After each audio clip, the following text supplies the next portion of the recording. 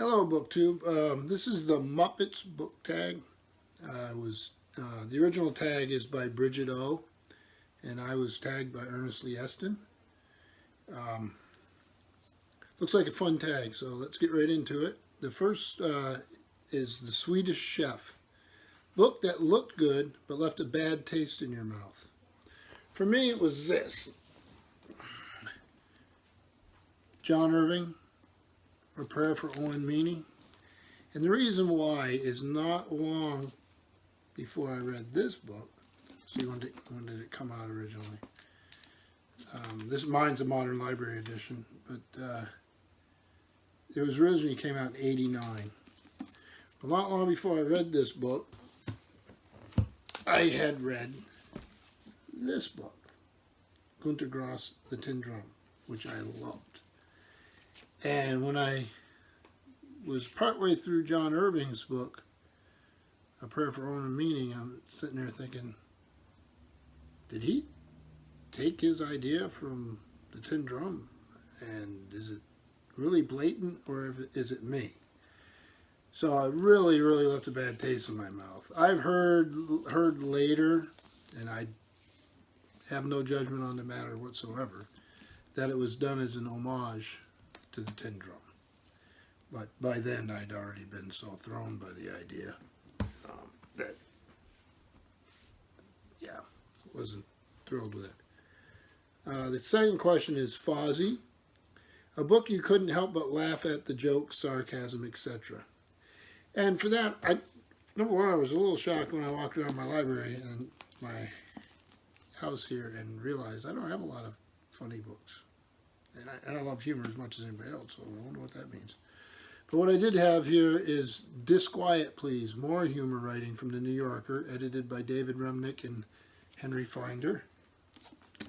These are short pieces, and I marked out one here especially that I liked on page 150. It's called Life Cycle of a Literary Genius by E.B. White. I love E.B. White stuff. And followed up by Ruth Sukow, Complete Guide for Book Reviewers. What else we have in here? Woody Allen, The Metterling Lists. So there's all sorts of just funny things in here. So this would be a book that, just pick up and read a small piece here and there. Number 3 is Bunsen, Honeydew, PhD, and Beaker. What book had you feeling at least a little smarter by the time you were done with it? Conversely, you could also do the characters were such bumbling idiots that you felt much more intelligent. I'll go with the first part, that I was feeling a little smarter by the time I'm done reading it. In 1991, I visited Leningrad and spent a good part of the summer in the Soviet Union. And when I left with a lot of questions about Leningrad, which, while I was there, was being changed into St. Petersburg again. And this volume here, hopefully I can get it without the glare. Solomon Volkov, St. Petersburg, A Cultural History. This thing came out in 1995, so only a few years after I was there, and I read it and I was fascinated. It was translated by Antonina W. Bois. New York, the Free Press. It's well illustrated. Quite a great volume. I went through a whole phase there where I was really into the Russian cultural stuff, and so I learned a lot from this, quite a bit. So number 4, Crazy Harry. Name a book that at least one of the characters and or something about the book drove you crazy.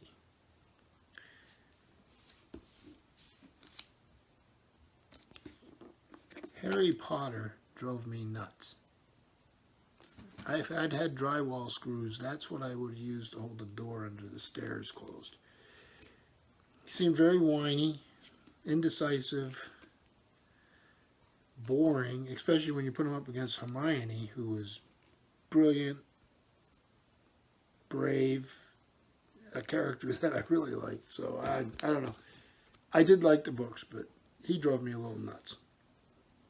Number 5, Janice. Name an easy read that gave you good vibes, good feelings. For this, sort of a New England book called Red House, being a mostly accurate account of New England's oldest continuously lived-in house. It's by Sarah Messer. It's a Viking book. And this was 2004. Fascinating story. If you're surrounded by old houses like I am, it's always fun. You hear similar type stories living here. So this particular house was built in 1647, and the Red House in Marshfield, Massachusetts, was the home of one family for 8 generations. The will of Walter Hatch, the original owner and builder, hung on the living room wall and warned that Red House was to be passed down forever from generation to generation to the world's end, never to be sold or mortgaged for my children and grandchildren forever.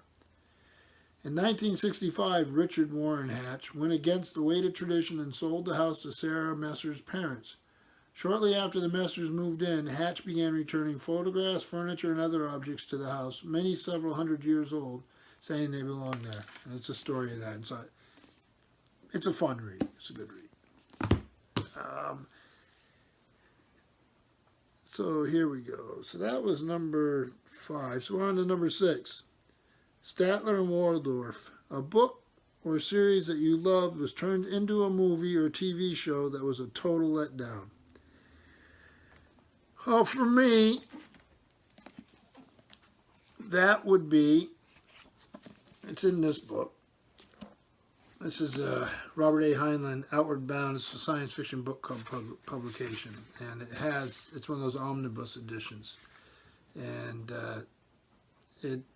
this was printed in 2006, but the story I'm talking about is from 1959, and it's Starship Troopers.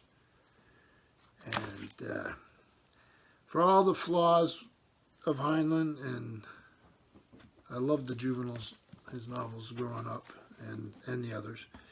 The movie, to me, it came out in 97. It was terrible. It did point out how ludicrous some of Heinlein's militarism was, but I think it did so unintentionally. And just, to me, it was a bit of a letdown. I'd like to see some of Heinlein's stuff get the attention it deserves. But the last one, the question here is 7, and this is Walter. This would be a good time to tag, to get others involved. Tag some people you want to see do this tag. Elena Macrodina, My Reading Life, and Steve Donahue. If any of the 3 of you haven't done it, or anybody else would like to do it, consider yourself tagged.